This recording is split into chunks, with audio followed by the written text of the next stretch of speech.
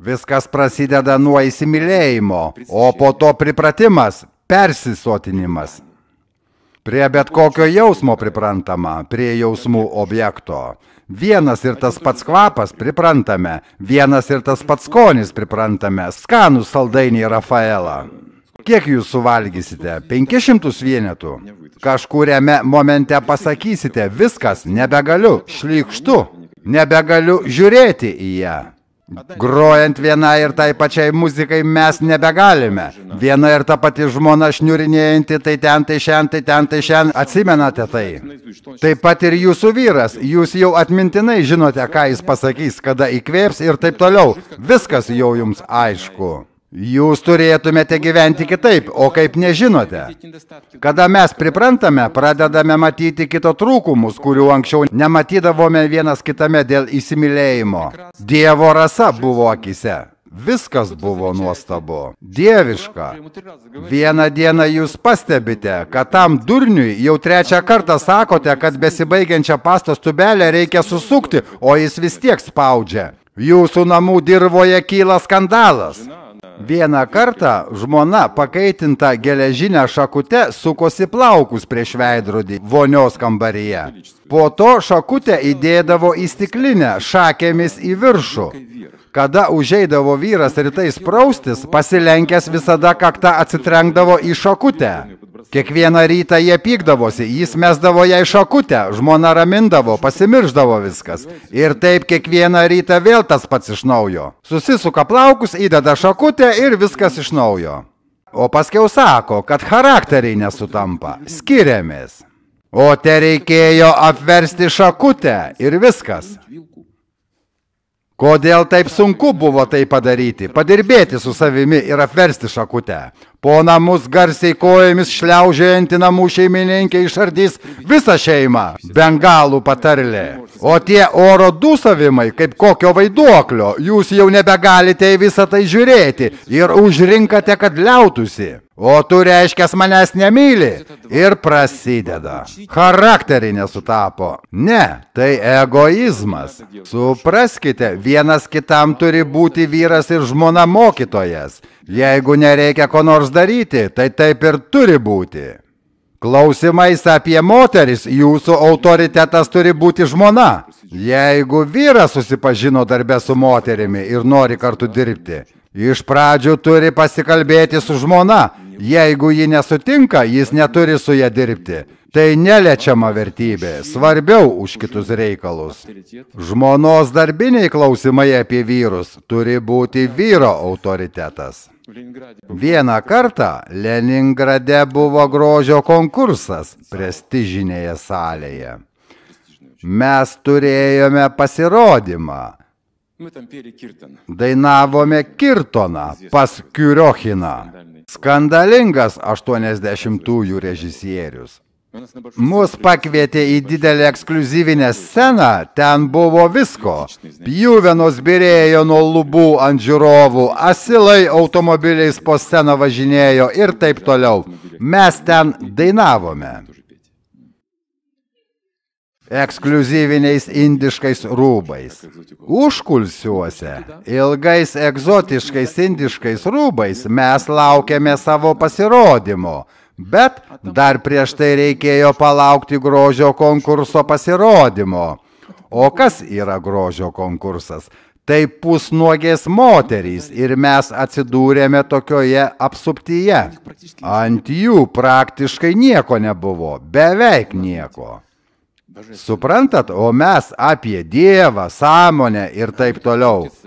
O jos susijaudinusios nuo savo nuogumo ir sukinėjasi ten aplinkui, prieina klausinėja. O kas čia per rūbai pas jūs, kodėl jūs taip apsirengę, kas jūs tokie ir taip toliau.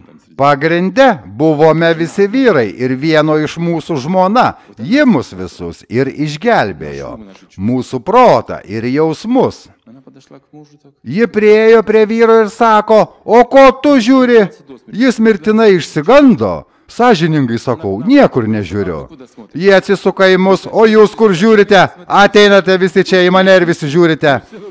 Mes visi kaip vaikai apsupame ją ratu ir žiūrime į ją. Galvojame, Dieve mano, kaip gera. Tokia gamtos jėga gali jūs sužavėti prieš jūsų valią, seksuali energija. Įsijungia prieš jūsų valią. Jeigu jūs tai matote, jūs to norite.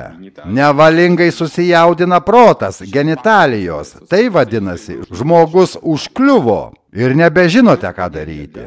Aukšti dvasingi žmonės tai vadina kritimas. Tai rimtas pavojus intelektui. O jeigu jūs jau parkritote, tada jokių problemų. Kritusiam žmogui jau jokio skirtumo. Bet jeigu jūs tvirtai stovėjote ant kojų, užkliuvote, kritote, susigadinate reputaciją, galite į šiupulius sudaužyti savo reputaciją. Aukštam lygiui tai pavojinga. Todėl tam ir yra santuoka, šventinta. Santuoka tai ištikimybė, meilė, nepersotinama meilė. Reikia eiti toliau.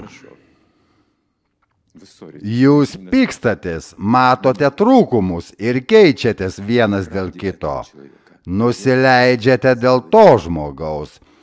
Keiskite paprastus veiksmus, tai nėra didelis pasiaukojimas, bet egoistas nenusileidžia. O kodėl? O kodėl aš? Tegul jis pirmas, arba ji pirma, ir tik tada aš. Nenusileidimo pozicija, pykčių periodą reikia įveikti. Pats ginčas didelės žalos nepadaro. Griaustinis griaudi? Griaudi. Šunis loja? Loja. Vyras ir žmona pykstasi? Pykstasi. Nieko čia baisaus. Bet jeigu jūsų ginčuose yra įžeidinėjimų, galite būti garantuotas, meilė sunaikinta. Jūsų santuoka sunaikinta. Susipykimas ne problema. Po to jūs prašote atleidimo, keičiatės, atsinaujinate ir vėl viskas gerai. O gal ir dar geriau. Bet jeigu jūs tik paleidžiate įžeidinėjimus žodžiais ar rankomis, būkite garantuotas, meilė išeis iš to šeimos. Ir jūs anksčiau ar vėliau pereisite į neapykantą. Yra keletas dalykų. Viena moteris pasakojo, gyvenome su vyru apie 50 metų iki jo mirties. Ir aš supratau per visą gyvenimą vieną dalyką, kad nereikia ginčyti su vyru. Man prireikė 50 metų pragyventi su vyru, kad tai suprasčiau. Ginčytis nereikia, reikia kitaip pradėti elgtis, vis tiek bus taip, kaip nori moteris. Kam tie ginčai? Vyras tai padarys. Supraskite, moteris valdo subtilę magiją, ji neturi mėgdžioti vyro. Vyras gali pasakyti, darysim taip, tai jo prigimtis. Moteris nemėgdžioja vyro, ji kitaip pasiekia rezultatą, jis skverbėsi į širdį. Vėliau papasakosiu apie skirtingus meilės lygius, bet pradžioje noriu papasakoti apie vyrą ir moterį. Kaip sutvarkyta jų psichologija.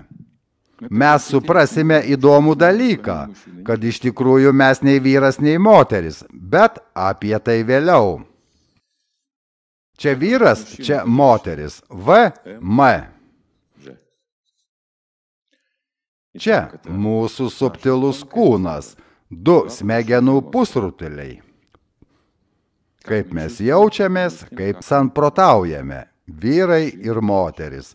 Vienas smegenų pusrutulis atsakingas už intelektą, intelektualūs sugebėjimai, racionalus protas. Kita pusė – jausmai, atsakinga už jausmus. Kiek pas vyrus, tiek pas moteris. Tai 2 smegenų pusrutuliai. Kaip taisyklė, pas žmogų, kuri tai viena ar kita pusė vyrauja. Viena pirmauja, kita atsilieka. Pavyzdžiui, jūs matematikas, pas jūs vyrauja vienas smegenų pusrutulis, arba jūs menininkas, pas jūs vyrauja kitas smegenų pusrutulis, o kitas atsilieka. Jeigu jūs harmoningai vystote pasaulėžiūrą, jutimus, jie pas jūs dirba sinchronizuotai, bet tam reikalinga praktika. Gamtoje retas reiškinys, kada apdovanoja nuo gimimo sinchroniką. Suvokimas, jausmai ir intelektas veikia vienu metu. Kaip taisyklė, kažkuris vienas iš jų dominuoja. Tam reikalinga praktika, kad pašalinti šį gamtos trūkumą. Mokslo pagalba. Ir taip, pas vyrą ir moterį intelektas ir jausmai veikia pasikeisdami.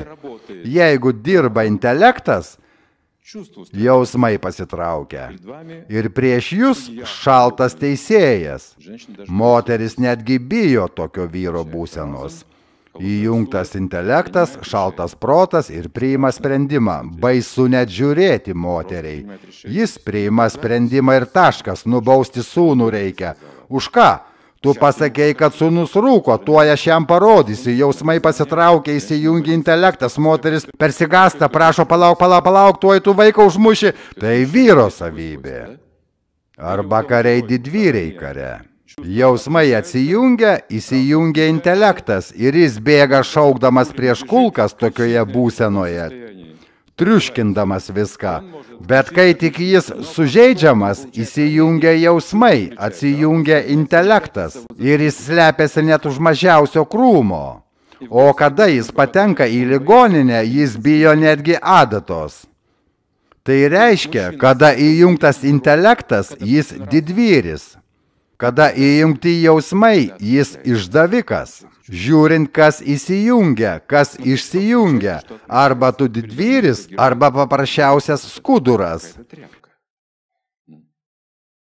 Jeigu pas vyrą nepakankamai išsivystęs intelektas priklauso nuo gyvenimo tikslo, kurį jis pasistatė ir siekia. Taip gauna jėgą ir vystymasi. Jeigu tokio tikslo neturi, prieš jūs potencialus alkoholikas, seksualinis maniakas ir visa kita.